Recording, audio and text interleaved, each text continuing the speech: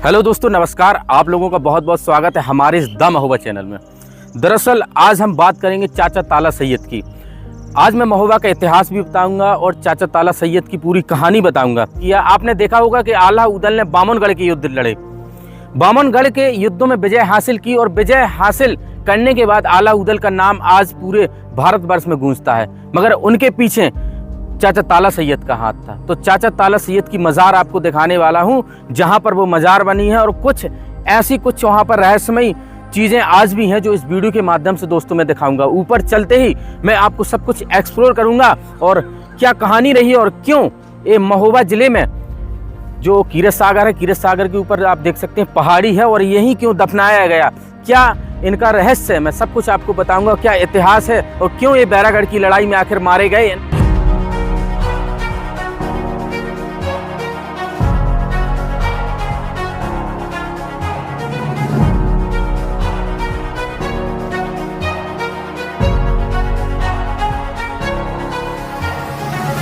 तो देख सकते हैं, एक बार कैमरा में नीचे से सीढ़ियाँ दिखा दीजिए। यहाँ से आए हुए हैं और इसके बाद यहाँ आएंगे तो सीढ़ियाँ ख़त्म में हुई, यहाँ पर आप देख सकते हैं ख़त्म। इसके बाद सीधी ढलान है, ऐसे हमें चढ़ना पड़ेगा और रास्ता बहुत ख़राब है, बड़े संभल के आना पड़ता है यहाँ पर। तो देख सकते हैं यहाँ पर ये कुछ इस प्रकार की शिलाएँ हमें देखने को मिलेंगी जो बहुत बड़ी बड़ी है। ये सब पहाड़ से ऊपर नीचे गिर रही हैं धीरे धीरे और इसे चंदेलू पत्थर कहा जाता है।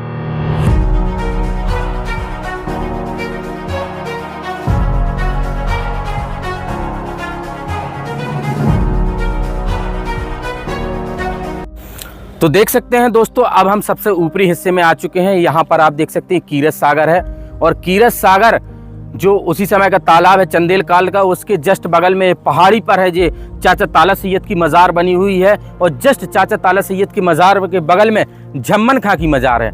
ये झम्मन खां कौन थे और क्यों यहाँ पर झम्मन खां की मज़ार बनाई, मैं दरअसल आपको चाचा ताला सैयद का आपको इतिहास बता दूं कि क्या इतिहास रहा चाचा ताला सैयद का और क्यों ये गोरखपुर से यहाँ आए थे। दोस्तों कि बताते हैं कि चाचा ताला सैयद का जन्म गोरखपुर के एक तालीग्राम में हुआ था। तालीग्राम तभी उनका नाम पड़ गया उस गांव का ही और चाचा ताला सैयद ने कहा जाने लगा।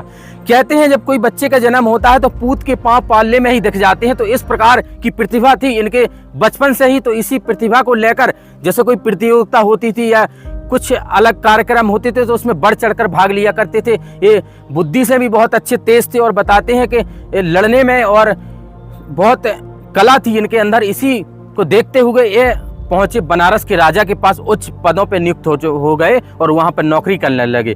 खास तौर पर सेना का कार्यभार संभालने लगे। वहां क्या होता है कि जब बनारस के राजा के साथ अनबन हो जाती है, किसी कारण बस इनकी बात नहीं बनती है, तो ये फिर एक फैसला लेते हैं कि अब मैं जा रहा हूँ राजा कन्नौज के पास, जहाँ राजा कन्नौज के राजा जयचंद है वहीं पर मैं नौकरी करूंगा, यह ठान लेते हैं। तो वहां से ये निकलते हैं।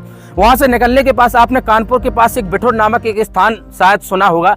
उस समय बिठौर का मेला लगा रहा करता था और वो एक ऐसा मेला था जहां अनेक राजा रानियां वहां पर आया करती थी। उस मेले में बहुत प्रचलित मेला था। तो क्या होता है उस मेले में, वहां से जैसे ही बनारस से निकलते हैं तो उस मेले में महोबा की रानी थी, रानी जाती हैं और मांडवगढ़ का राजा था राय करेंगा वहीं पर।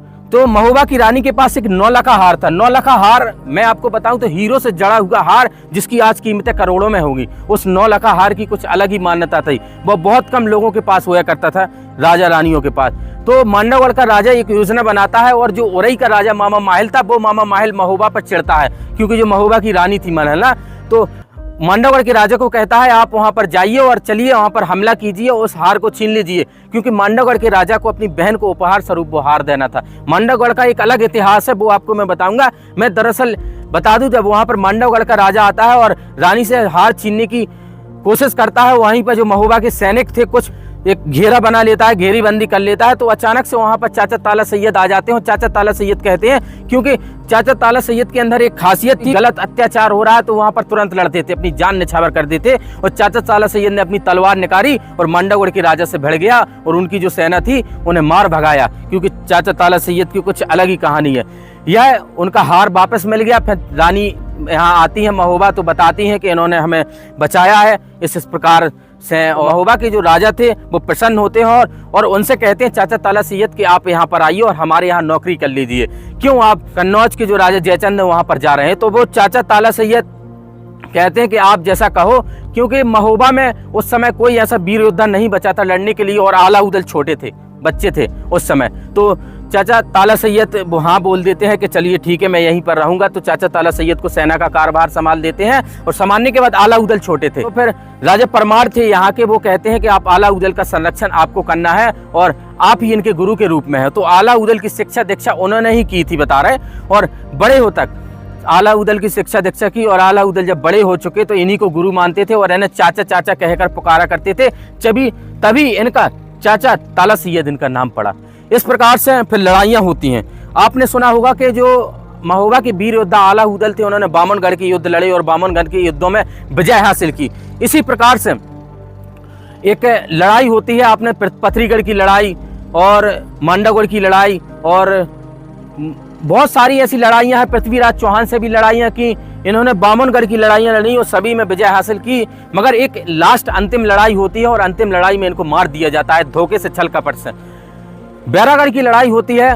बैरागढ़ की लड़ाई में चाचा ताला सैयद को धोखे से पीछे से वार कर मार दिया जाता है और वहां पे जब वो वीर गति को प्राप्त हो जाते हैं तो फिर उनके शव को लाकर यहीं पर महोबा में फिर बताया जाता है कि इनका औहदा बहुत बड़ा है और इन्होंने बहुत कुछ किया महोबा के लिए, बुंदेलखंड के लिए। तो फिर यहाँ पर उन्हें बताते हैं कि दफना दिया जाता है और चाचा ताला सैयद की यहाँ पर मजार बना दी जाती है। इससे कि इसलिए पहाड़ पर बनाई गई कि दूर से भी देख सके कि चाचा ताला सैयद की मजार है। और इस चाचा ताला सैयद का आला उदल में अहम रोल रहा। जो आला उदल की एक कहावत भी मैं यहाँ पर महोबा में बता दूं, कहा जाता है कि बड़े लड़ैया महोबे वाले जिनकी मार सही न जाए और एक हमारे दुई मर जावे तीजा खौफ खाए डर जाए, मरे के नीचे जिंदा लोग ऊपर लोथ लई लटकाए। यानी एक को आला मारते थे तो 3 लोग ऑटोमेटिक मर जाते थे। तो इनकी कुछ अलग कहानियां हैं। और चाचा ताला सैयद के जस्ट बगल में मजार देखिए, यह है झम्मन खां की मजार। इस मजार का क्या इतिहास है और मजार की क्या कहानी रही मैं आपको बता दूं।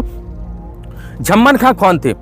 झम्मन खां बताते हैं कि राजा जो कन्नौज के राजा जयचंद थे उनके सेनापति बताते हैं, क्योंकि आपने सुना होगा महोबा के जो राजा परमार थे और पृथ्वीराज चौहान के साथ बनती नहीं थी और पृथ्वीराज चौहान और कन्नौज के राजा की भी नहीं बनती थी। तो महोबा और कन्नौज के अच्छे संबंध थे। इसी प्रकार से जैसे ये है एक सेनापति थे, इसी प्रकार चाचा ताला सैयद भी सेनापति थे। तो इस प्रकार से या तो इनकी जोड़ी बनी होगी या कुछ, तो वहां से लाकर यहाँ पर उनका बताते हैं सौ दफना भी दिया गया। तो इनका भी कुछ अलग महत्व है। झम्मन खां की मजार के इन नाम से दोस्तों खास तौर पर जाना जाता है। तो ये यहाँ की ये कहानी रही और इतिहास रहा। और यह जो घटना है ये कम से कम 800 से 900 बरस पहले की घटना है दोस्तों। और यहाँ पर कैमरामैन जरा दरअसल नजदीक पर आना, एक बार महोबा का चारों तरफ से भ्रमण करवा दीजिए कैसा दिखता है। इस तरफ आप दिखाइए कैमरामैन, देखिए महोबा है जो रेलवे स्टेशन तरफ पड़ता है और इसके बाद ऐसे कीरत सागर घेरते हुए यहाँ पर आ जाते हैं। और महोबा में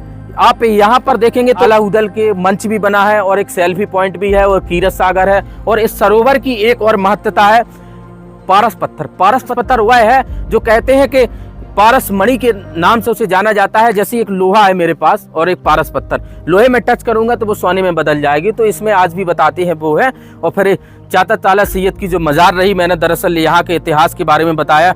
मैंने जो डेटा उठाया ये ऑनलाइन मुझे मिला, कहीं अलग अलग वेबसाइटों के माध्यम से। इसका कोई लिखित प्रमाण तो है नहीं, जितना है मैंने दरअसल आपको बता दिया। तो दोस्तों चाचा ताला सैयद का इतिहास रहा और आला उदल से इन्हें खास तौर पर जोड़ा जाता है और आला उदल का नाम इन्हीं की वजह से इतना है। और तो दोस्त देख सकते हैं यहाँ का नज़ारा कुछ इस प्रकार है। मैंने इस वीडियो को आपको दिखाया यहाँ क्या महत्वता है। तो अगर वीडियो अच्छा लगा हो तो चैनल को लाइक शेयर सब्सक्राइब जरूर कर देना दोस्त। बहुत बहुत धन्यवाद दोस्तों वीडियो देखने के लिए।